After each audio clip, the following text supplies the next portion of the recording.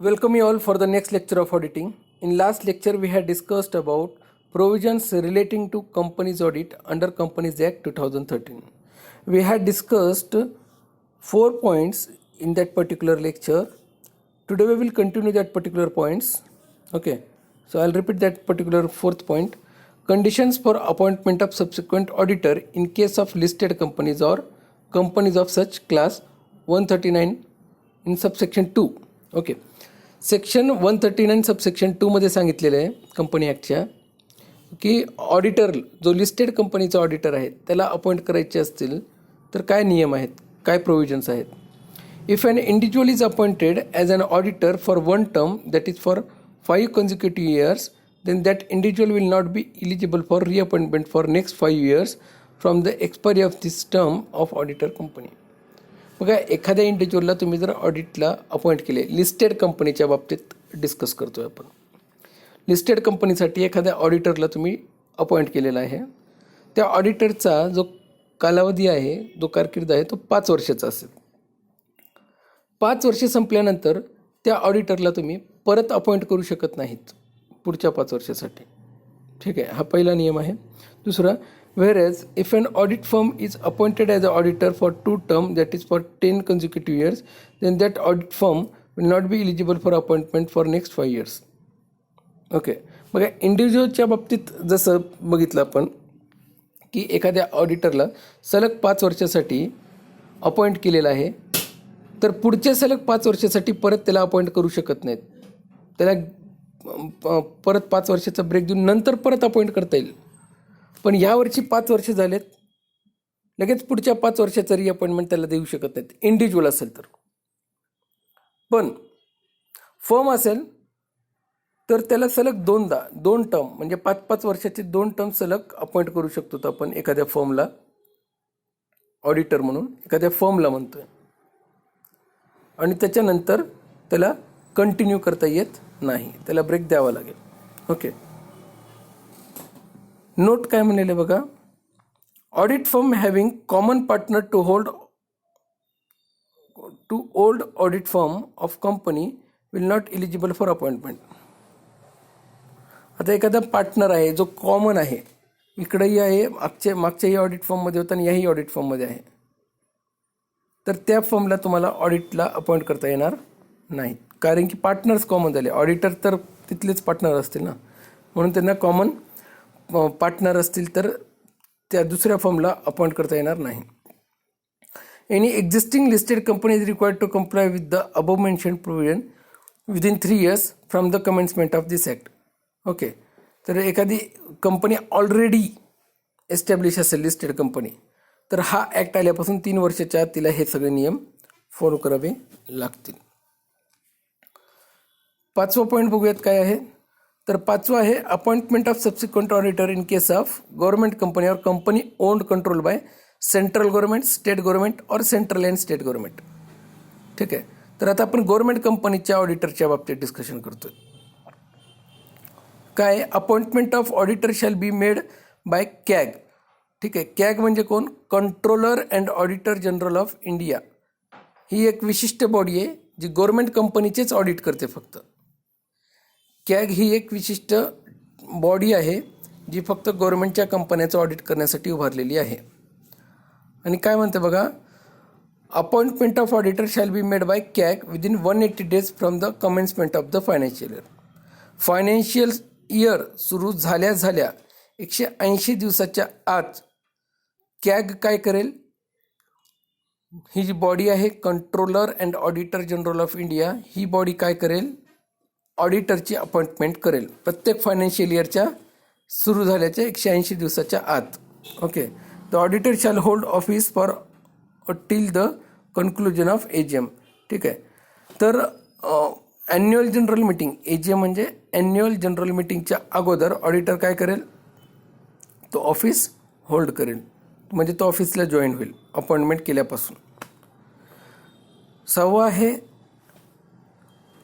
Appointment of auditor in casual vacancy in every company except government company और company owned control by state और central government और mix.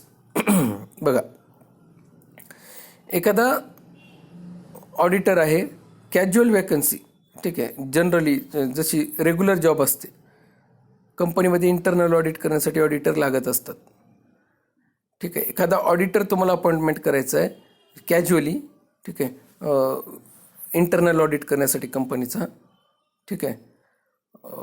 प्रत्येक कंपनीसाठीचे हे नियम आहेत, फक्त गव्हर्नमेंट कंपनीचं सोडून. काय नियम आहे बघा, जनरल कंपनी, प्रायव्हेट कंपनीचे नियम बघतोय आपण.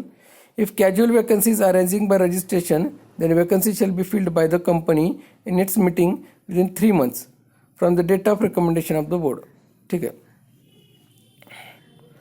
बघा, if casual vacancy arising by resignation, एखादा आधीचा ऑडिटर होता तो सोडून गेला आहे, मग नवीन ऑडिटर अपॉइंटमेंट करायचं आहे, मग काय करावं लागेल, कंपनीची मीटिंग,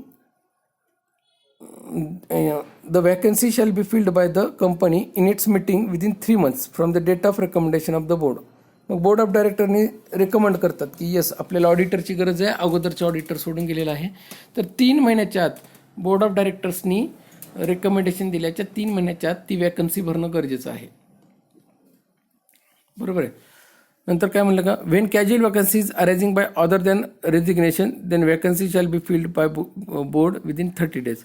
आणि जर रेझिग्नेशन वगैरे काही झालेलं नाही आहे, पण जनरली एका माणसाची गरज आहे ऑडिटरमध्ये किंवा काही माणसांची गरज आहे ऑडिटर म्हणून, तर 30 दिवसाच्या आत रेकमेंडेशन दिल्या बोर्डाने 30 दिवसाच्या आत त्याचं अपॉइंटमेंट करणं गरजेचं आहे. हे प्रायव्हेट कंपनीच्या बाबतीत बोलतोय. अशा कंपनीच्या गव्हर्नमेंट कंपनी नाही आहेत किंवा गव्हर्नमेंटची कोणतं स्टेट गव्हर्नमेंट चालवत नाही त्या कंपनीला, सेंट्रल गव्हर्नमेंटसुद्धा चालवत नाही, त्या कंपनीचे नियम आहेत. आणि आता जर एखादी कॅज्युअल वॅकन्सी भरायची आहे गव्हर्नमेंट कंपनीची, तर काय नियम आहे, casual vacancy shall be filled by CAG within 30 days. मग controller and auditor general of India ही जी बॉडी आहे ती 30 दिवसाच्या आत एखादी जर कॅज्युअल वॅकन्सी असेल, ठीक आहे, तर ती भरली जाईल. कॅज्युअल म्हणजे नॉर्मली जसं डे टू डे लाईफमध्ये होते, डे टू डे बिझनेस ट्रान्झॅक्शनमध्ये होणारे vacancies. If CAG fails to fill the vacancy within given time then board of directors, BOD म्हणजे काय, board of directors, shall fill the vacancy within 30 days. मग CAG जर 30 दिवसाच्या आत वॅकन्सी भरू शकली नाही तर बोर्ड ऑफ डायरेक्टर्सला अधिकार आहे की ते त्यांच्या कंपनीची वॅकन्सी भरू शकतात, ठीक आहे. तर हे झाले 7 पॉईंट. 8वा पॉईंट बघूयात आपण.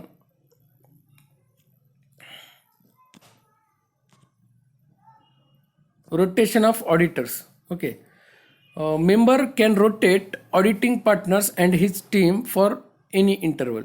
रोटेशन म्हणजे चेंजेस, बदल. तर मेंबर चेंज करू शकतात पार्टनर्सला, ऑडिटिंग पार्टनर्सला कोणत्याही विशिष्ट कालावधीमध्ये, कोणत्याही इंटरवल म्हणजे कालावधी, कोणत्याही कालावधीमध्ये मेंबर्सला वाटत असेल की ऑडिटर्सच्या टीमलाच की हा मेंबर त्या टीममध्ये गेला पाहिजे, त्या टीमचा मेंबर आपल्याकडे आला पाहिजे, ते करू शकतात, त्यात काही अडचण नाही आहे. Audit can be conducted by 1 or more auditor, ठीक आहे. आणि ऑडिटर एका व्यक्तीचं काम नाही आहे, जर असेल करू शकत असेल, शक्य असेल, काम कमी असेल तर करू शकतात, नाही तर एकापेक्षा जास्तही व्यक्ती ऑडिटर म्हणून अपॉइंट केले जाऊ शकतात. नंतर आहे audit committee and role of audit committee in appointment of auditors, ठीक आहे. आधी ऑडिट कमिटीचा बाबतीतचा नियम बघूत, मग रोल ऑफ ऑडिट कमिटीचा. Every listed company shall form audit committee consisting of minimum 3 directors. प्रत्येक कंपनीने किमान 3 डायरेक्टरसोबत एक ऑडिट कमिटी फ्रेम केलेली असते, एक ऑडिट कमिटी बनवलेली असते. Whereas majority of director should be independent and ability to read and understand financial statement, ठीक आहे. आणि त्याच्यामधले जे जास्तीत जास्त जे डायरेक्टर आहेत, मेजॉरिटी डायरेक्टर आहेत, हे इंडिपेंडंट असले पाहिजेत, स्वतंत्र असले पाहिजेत. कंपनीमध्ये त्यांचा दुसरं कोणतंही कंपनीचे एम्प्लॉईज वगैरे काही नसले पाहिजेत, ते इंडिपेंडंट असतील, स्वतंत्र असतील, तर ते चांगले डिसिजन घेऊ शकतील, ते ऑडिट व्यवस्थित करू शकतील. आणि त्यांना फायनान्शियल स्टेटमेंट वगैरे समजण्यासाठी ते एक्सपर्ट पाहिजेत, फायनान्शियल स्टेटमेंट त्यांना कळालं पाहिजे. म्हणजे कोणत्याही व्यक्तीला ऑडिटरचा डायरेक्टर बनवता येत नाही. ओके, ते फायनान्शियल स्टेटमेंट वाचण्यासाठी एक्सपर्ट पाहिजेत, ठीक आहे, फायनान्शियल एक्सपर्ट पाहिजेत. Role of audit committee. Appointment, remuneration and term of appointment of auditor shall be made by considering recommendation of the audit committee.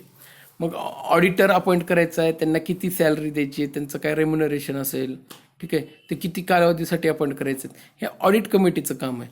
म्हणजे ऑडिटर्सच्या बाबतीतचे सगळे डिसिजन ऑडिट कमिटी घेत असते. ठीक आहे. तर आज आपण 9 मुद्दे बघितलेले आहेत. बाकीचे मुद्दे आपण नेक्स्ट लेक्चरला बघूयात. आज आपण इथं थांबूयात. Thank you very much.